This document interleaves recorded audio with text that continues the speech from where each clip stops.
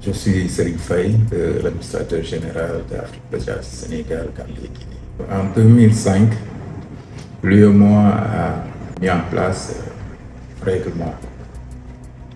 règlement 14 qui vise essentiellement l'harmonisation des procédures pour le contrôle de la surcharge. Donc ce règlement-là a été édicté en 2005, mais jusqu'en 2012, les États peinaient à l'appliquer parce que non seulement ils n'avaient pas l'expertise, mais ils n'avaient pas les moyens pour appliquer ce règlement-là. Donc c'est ainsi que l'État du Sénégal en 2012 a fait un appel d'offres et à l'issue duquel Afrique Pesage est sortie vainqueur. Donc c'est à partir de cet appel d'offres-là qu'on a été confié la mise en œuvre du règlement 14, qui vise essentiellement à contrôler la surcharge du poids et du gabarit sur le réseau.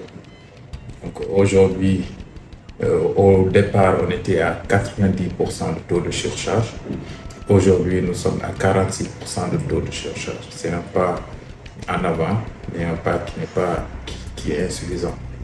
Il faut donc relever un certain nombre de défis pour qu'on atteigne au moins notre objectif premier, qui est d'avoir un taux de surcharge de 10%.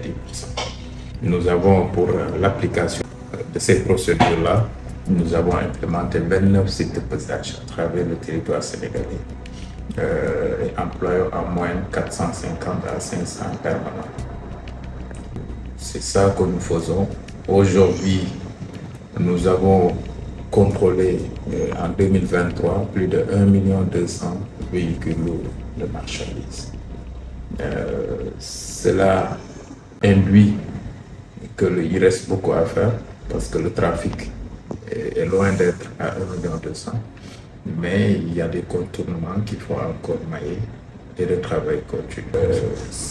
L'Afrique représente aujourd'hui un marché en pleine expansion et nous devons faire face à ces défis majeurs. Et ces défis majeurs-là,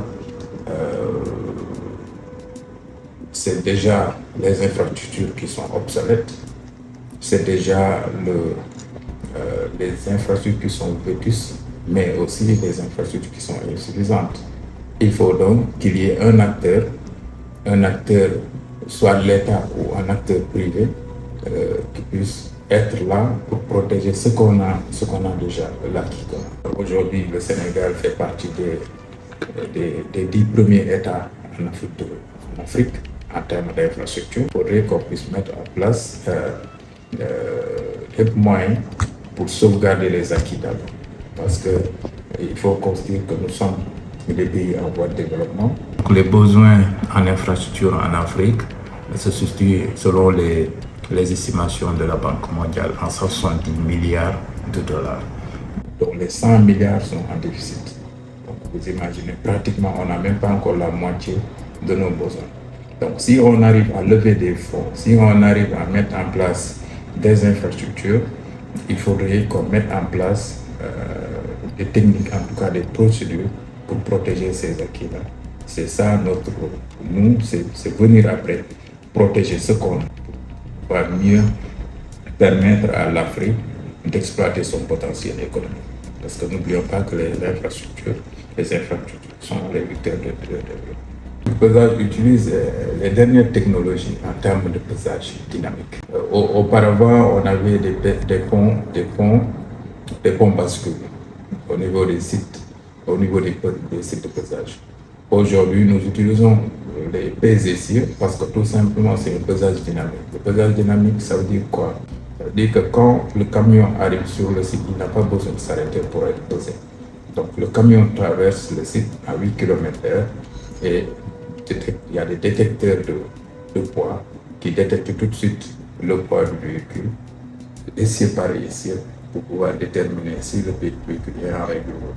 Il y a aussi ce qu'on appelle les gabarits en infrarouge.